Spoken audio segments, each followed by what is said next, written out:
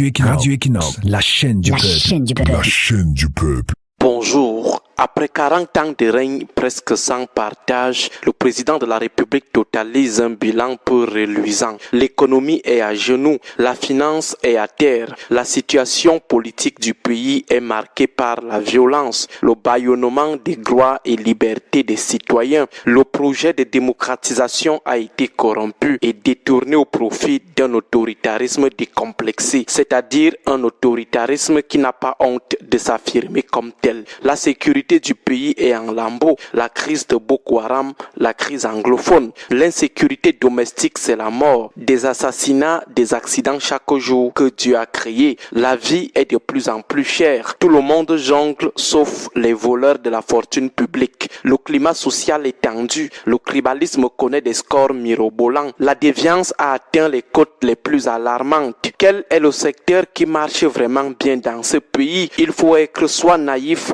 soit malhonnête pour dire que le bilan du président depuis son arrivée au pouvoir en 1982 est de qualité. Mais la question que nous nous posons ce matin est celle de savoir ce qui n'a pas marché. En guise de réponse, nous avons décidé d'énoncer les 10 péchés capitaux du président Biya depuis son arrivée au pouvoir. Le premier péché est le refus de sortir le Cameroun du néocolonialisme, de l'état néocolonial que lui lègue Ahidjo. Il a non seulement maintenu la dépendance du pays des puissances néocolonialistes qui ont continué à prendre le pays pour un prix carré, une vache à lait où chacun vient puiser sa part. Il a également maintenu un système gouvernant de laquais des maîtres occidentaux. Le deuxième péché est le refus de travailler sur sa légitimité populaire. En langage terre à terre, il n'a pas créé un lien affectif effectif avec son peuple. Il a cru que le fait que le peuple ait peur de lui à cause de la répression, cela veut dire que ce peuple l'aime. Il a cru que le silence imposé par la répression ou les allégeances par peur ou par calcul politique signifiait que le peuple l'aimait. Or,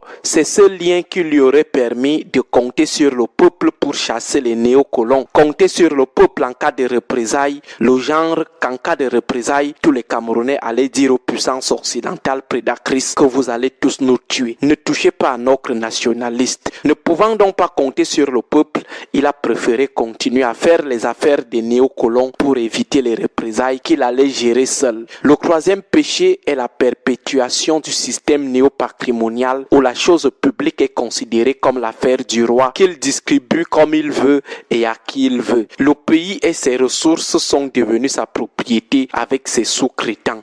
Bienvenue la dilapidation des ressources, bienvenue les détournements, bienvenue le favoritisme. Le quatrième péché est le clientélisme. Il a maintenu et entretenu un système d'achat des consciences par de l'argent, des postes administratifs et bien d'autres privilèges. Ce qui a tué la méritocratie. Le clientélisme a créé l'économie des courtisans. Beaucoup ont compris qu'il aime quand on lui chante les louanges. Il aime quand on lui dit qu'il a une belle voix, un beau plumage comme le corbeau. Ce sont en réalité des griots ou alors des renards qui se sont infiltrés comme ça dans le système jusqu'à le prendre en otage. Ce sont eux qui ont achevé le président. C'était fini. Plus de chance qu'il écoute ceux qui avaient la vérité à lui dire. C'est devenu la chorale. Ils ont bien profité de lui. Le cinquième péché est l'état seigneurial. Au lieu de piloter lui-même les principaux secteurs du pays, il a créé un système de petits seigneurs à qui il a quasiment abandonné les pans entiers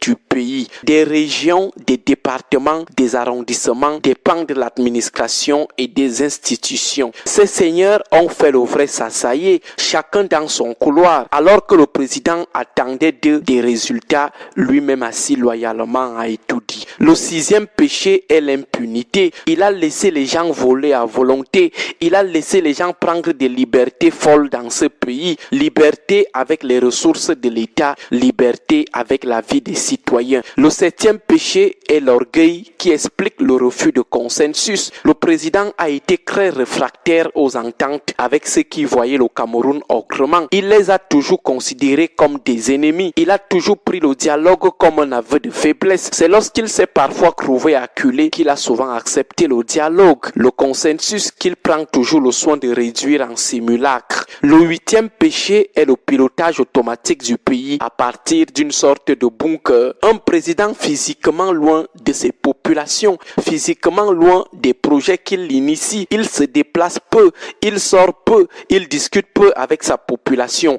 Il n'écoute que les griots. Le 9e péché, c'est qu'il ne sort jamais de la logique des campagnes électorales. Tout ce qu'il fait, c'est en termes de séduction politique. Il a toujours généralement fait des choses, non pas pour répondre aux besoins vitaux des populations, mais pour des fins purement électoralistes. Du coup, tout est resté promesse de campagne chez lui. Le 10e et dernier péché est la personnification et la personnalisation du pouvoir. Tout tourne autour de lui et tout doit être fait dans le sens de la préservation perpétuelle de son pouvoir. Voilà de notre point de vue les 10 péchés capitaux du président qui sont à l'origine de son bilan peu reluisant en 40 ans de règne.